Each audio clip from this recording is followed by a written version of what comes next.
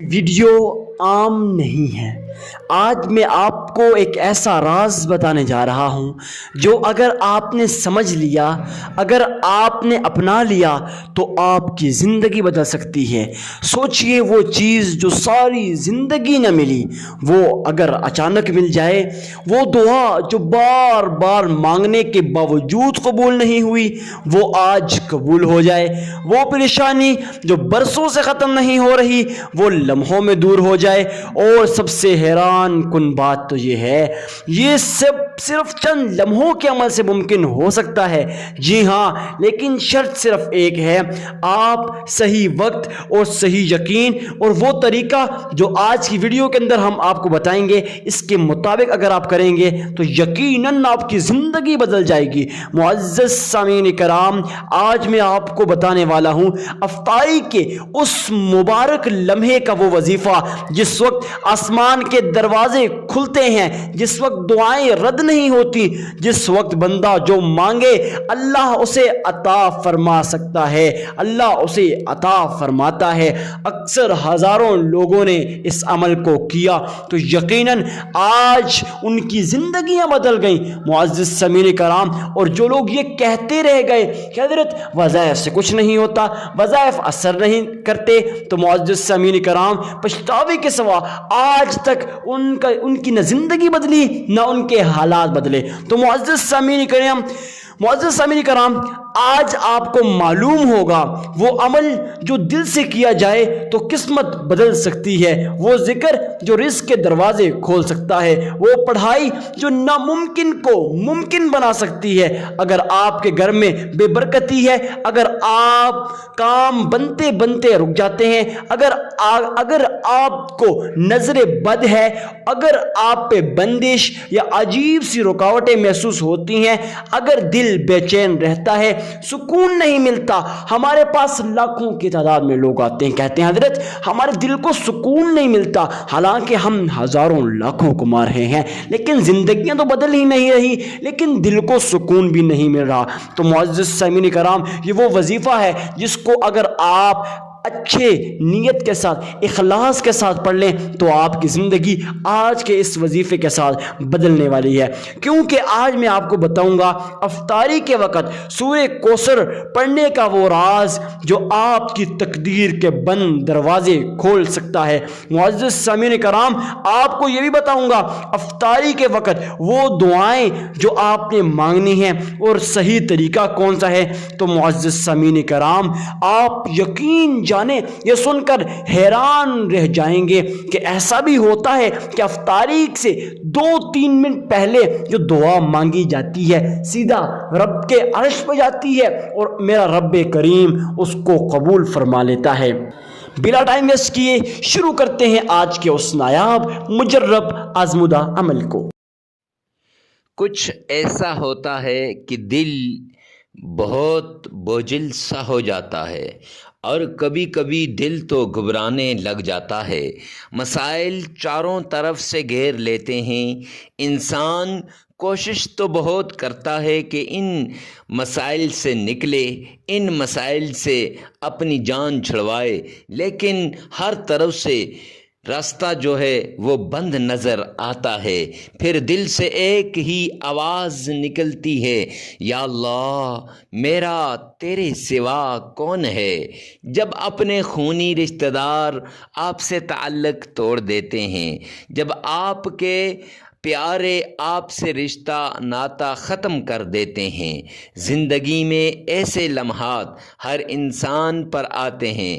کبھی رزق کی تنگی ہو جاتی ہے تو کبھی بیماری میں مبتلا ہو جاتا ہے، کبھی کون سی بیماری میں، کبھی کون سی بیماری میں، کبھی ماں بیمار ہے، کبھی بیٹا بیمار ہے، کبھی بہو بیمار ہے، کبھی بیوی بیمار ہے، حتیٰ الغرض کہ بیماریاں ہی بیماریاں ہیں۔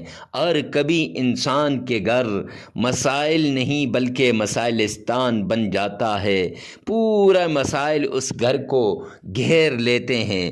کبھی دل کی ایسی پریشانی جسے انسان کسی کو بتا بھی نہیں سکتا کہ کیسے بتاؤں، لوگ سمجھیں گے یہ مجھ سے مانگ رہا ہے۔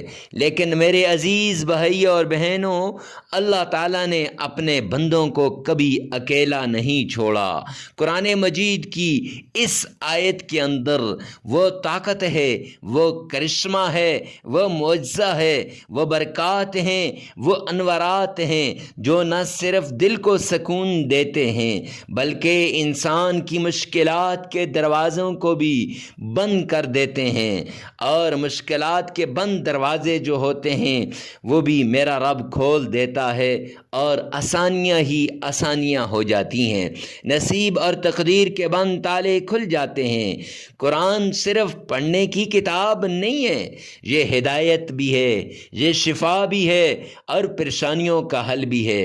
بہت سے لوگ اس کو صرف پڑھنے کی کتاب سمجھتے ہیں۔ بزرگوں اور علماء نے بتایا ہے جب انسان خلوص دل کے ساتھ قرآن کی آیات کو پڑھتا ہے تو اللہ اس کی حالات کو بدل دیتے ہیں۔ میرے پیارے بھائیوں، آج کی یہ ویڈیو کوئی ویڈیو نہیں ہے، یہ دل کا دکھڑا ہے، یہ حالات کو بدلنے کا وہ عمل ہے کہ میں آپ کو قرآن مجید کی ایک ایسی آیت بتانے والا ہوں جس کا وظیفہ اگر یقین اور اخلاص کے ساتھ کیا جائے تو اللہ ناممکن کو بھی ممکن بنا دیتا ہے۔ یہ وہ آیت ہے جسے پڑھنے سے دل کو سکون ملتا ہے، پریشانیاں کم ہونے لگتی ہیں اور اللہ تعالیٰ ایسے راستے کھول دیتا ہے جن کا انسان نے کبھی سوچا بھی نہیں ہوتا۔ لیکن ایک بات ہمیشہ یاد رکھنا، وظیفہ صرف الفاظ پڑھنے کا نام نہیں ہے، وظیفہ اصل میں دل کے یقین کا نام ہے۔ جب بندہ یقین کے ساتھ اپنے رب کو پکارتا ہے تو اللہ اس کی آواز ضرور سنتا ہے۔ اللہ تعالیٰ قرآن مجید میں فرماتے ہیں جب میرا بندہ مجھے پکارتا ہے میں اس کی دعا کو قبول کرتا ہوں۔ تو اگر آپ بھی چاہتے ہیں آپ کی مشکلات آسان ہو جائیں، آپ کے رزق میں برکت آ جائے، دل کی پریشانیاں ختم ہو جائیں اور اللہ رب العزت آپ کے لیے آسانیاں پیدا کریں تو اس ویڈیو کو آخر تک ضرور دیکھیے گا۔ اس میں ایسے کمالات، ایسے معجزات بتائے گئے ہیں، ایسا عمل بتایا گیا ہے کہ آپ سوچ بھی نہیں سکتے، کیونکہ ویڈیو کے آخر میں آپ کو وہ قرآنی آیت بھی بتاؤں گا اور اس کا مکمل وظیفہ بھی بتاؤں گا جسے آپ بہت آسانی کے ساتھ کر سکتے ہیں، اور انشاءاللہ اگر آپ نے یقین کے ساتھ یہ وظیفہ کیا تو آپ خود اپنے حالات میں تبدیلی محسوس کریں گے۔ تو آئیے اب ہم قرآن مجید کی اس مبارک آیت کی طرف چلتے ہیں، اس مبارک وظیفے کی طرف چلتے ہیں، اس مبارک عمل کی طرف چلتے ہیں جس سے حالات بدلتے ہیں، زندگیاں بدلتی ہیں۔ تو یاد رکھیے گا، عمل کی طرف بڑھنے سے پہلے کمنٹ سیکشن کے اندر اپنی رائے دے دیجئے گا اور ساتھ لکھ دیجئے گا آمین۔ نہ جانے کسی کی دعا پر آمین آپ کہہ رہے ہوں اور آپ کی زندگی بدل جائے۔ اللہ سبحانہ و تعالی آپ کو عمل کی توفیق عطا فرمائے۔ آئیے چلتے ہیں اس پیارے عمل کی طرف۔ سب سے پہلے آپ نے آمنہ کے لال عبداللہ کے در یتیم جناب نبی کریم صلی اللہ علیہ وآلہ وسلم کی شان میں عقیدت کے ساتھ، پیار کے ساتھ، ذوق اور شوق کے ساتھ، محبت کے ساتھ، ایسی محبت ہو گویا آپ تڑپ اٹھیں اور آپ روضہ رسول کے سامنے کھڑے ہیں۔ آپ نے درود پاک پڑھنا ہے سرور کونین کی ذات باریہ پر، ذات عالیہ پر، اور سرور کونین کی ذات اقدس پر آپ نے یہ درود پاک پڑھنا ہے۔ کون سا درود پاک پڑھنا ہے اور کیسے پڑھنا ہے؟ یعنی آپ ایسے پڑھیں، تصور کے اندر آپ روضہ رسول کے بالکل سامنے کھڑے ہیں اور روضے کی جالیوں کو تھام کے کھڑے ہیں اور آپ وہاں پر اپنے آقا پر، اپنے مدنی کریم صلی اللہ علیہ وسلم کی شان میں آپ درود پاک پڑھ رہے ہیں۔ تو معزز سامعین کرام، حدیث پاک کے اندر آتا ہے دنیا کے کسی کونے پر بھی اگر درود پاک پڑھا جائے گا، سرور کونین فرماتے ہیں وہ مجھ تک پہنچایا جاتا ہے، تو وہ نبی پاک صلی اللہ علیہ وسلم پر پہنچایا جاتا ہے۔ لہٰذا جب ہمارا درود آپ صلی اللہ علیہ وسلم پر پیش کیا جائے تو وہ ایسا ہو کہ اس میں تڑپ بھی ہو، اس میں طلب بھی ہو، اس میں ہر طرح کی ایسی بات ہو، جستجو بھی ہو، आरज़ू भी हो, तमन्ना भी हो और मेरे प्यारे आका खुश हो जाएं। तो जी हाँ, अब कौन सा पढ़ना है, कितनी बार पढ़ना है और कैसे पढ़ना है, सब कुछ बताता हूँ कि दरूद पाक नमाज वाला दरूद पाक पढ़ना है, जिसे हम दरूद इब्राहीमी कहते हैं। मुझे लोग कहते हैं अक्सर, मुफ्ती साहब ये नमाज वाला ही दरूद पाक क्यों आप ख़ास करते हैं, बाकी दरूद पाक भी तो हैं। मैं कहता हूँ नमाज वाला दरूद पाक आप दिन में कई मरतबा पढ़ते हैं, इसमें आपका तलफ़्फ़ुज़ भी सही है, इसमें आपकी हर बात सही है। जब आपका तलफ़्फ़ुज़ सही है, आप सही तरीके से इसको पढ़ सकते हैं, तो फिर ये पढ़िएगा ना। और दूसरी बात, और इसकी अहमियत फजीलत भी ज़्यादा है कि अल्लाह ने बाकी दरूदों के बजाय नबी पाक सल्लल्लाहु अलैहि वसल्लम ने इस दरूद पाक को नमाज का हिस्सा करार दिया है। एक, अब पढ़ना कितनी बार है? 3 बार। क्यों? तिरमिज़ी शरीफ में आता है, जिल्द 2 में आता है कि नबी पाक सल्लल्लाहु अलैहि वसल्लम ने फरमाया है, जो शख्स मुझ पर 3 मरतबा दरूद पाक पढ़ता है, 3 मरतबा, तो अल्लाह करीम उसकी सारी मुश्किलात को दूर कर देता है। और एक और हदीस की किताब के अंदर आता है कि ऐसे अल्लाह उसकी मुश्किलात को दूर करते हैं जैसे आटे के अंदर से बाल निकाल दिया जाए ना, तो फिर जो है ऐसे आसानी से जो है वो बाल निकल जाता है, तो ऐसे ही आसानी से वो तकलीफ़ें ख़त्म हो जाती हैं। अब पढ़ना कैसे है, आइए चलिए मेरे साथ मिलकर एक बार पढ़ लीजिए।